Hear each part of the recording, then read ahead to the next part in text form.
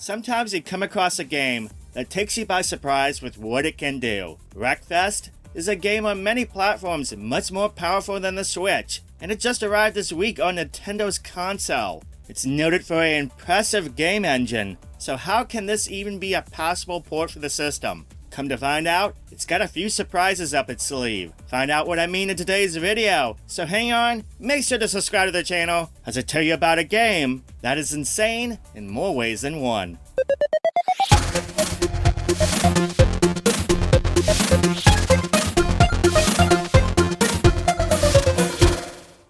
Wreckfest is a destruction derby racing game published by THQ Nordic that has been noted for its impressive game engine. This engine allows for soft body damage modeling and location-based damage effects that affect the driving mechanics of vehicles. This even extends to the bits of the environment, like fences and tires along the road, that can be manipulated and damaged. It's a pretty neat tech.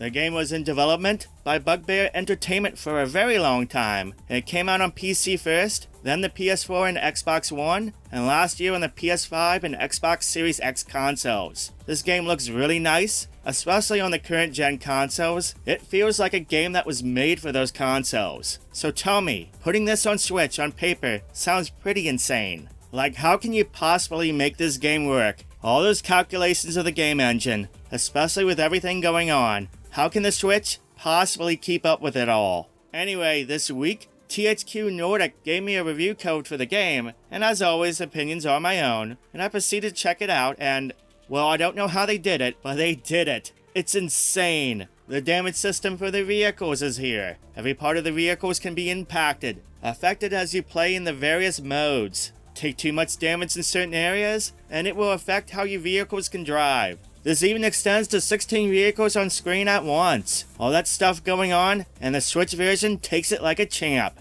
That's impressive. I did not expect this port to be able to do that at this level. But with the Switch version, there's even more tricks up its sleeve. The environments that you can damage against stuff like fences, poles, and all those many tires at the sides of every racetrack. The complete damage engine is here with that as well. In fact, what's really cool is as you race through each track, you can literally see the damage left behind. And it doesn't go away too. All those objects stay in game until you leave a track or course. They can also be re-interacted. For example, debris on the road, as you drive over, it will move and continue to move with whoever interacts with it. Most of the time, that kind of stuff disappears after a certain period of time in Switch games. This is really impressive to see that stay around and see that you can continue to interact with the objects.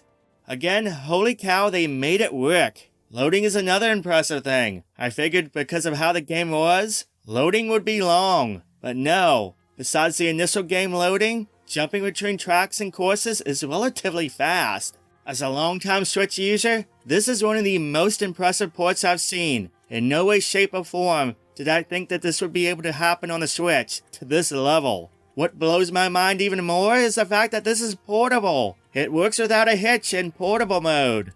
Now, to be fair, there is compromises, of course. It operates at a much lower resolution than the other versions. You can tell that from the footage. It looks like it's an adapted resolution. It also operates at a 30 FPS, which, relatively speaking, it's pretty locked to that. That's not bad at all, considering what is going on with everything in-game. Because the developers put the effort, the focus, the much-needed attention to where it counts, and that is the gameplay, and that game engine working 100%. And to be fair, the game is not a half-bad looking game. There's still a lot of detail there. Now, this isn't going to be a typical review. I was given a review copy by THQ Nordic on Tuesday, and I just wanted to share what I thought was the most important takeaways of this version. And that being is that it's really freaking impressive that this game is running on this hardware. It's a fun as heck way to experience the game, and the Switch version is a worthy get, at least from what I've played so far. As far as what's included in game, there's a lot of racing here. There's a full career mode, custom events that you can make to your liking, there's the tournament modes to complete challenges, and even online multiplayer. That's all here.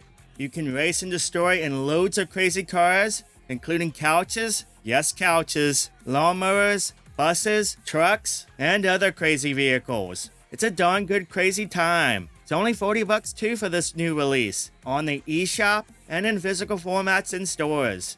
I just wanted to share my thoughts so far of what I've seen and what I've played. It's been a blast. I've been really impressed. I think I'll do a full review if you guys want, but at this moment, I can say if you like what you see, then you definitely need to check this game out.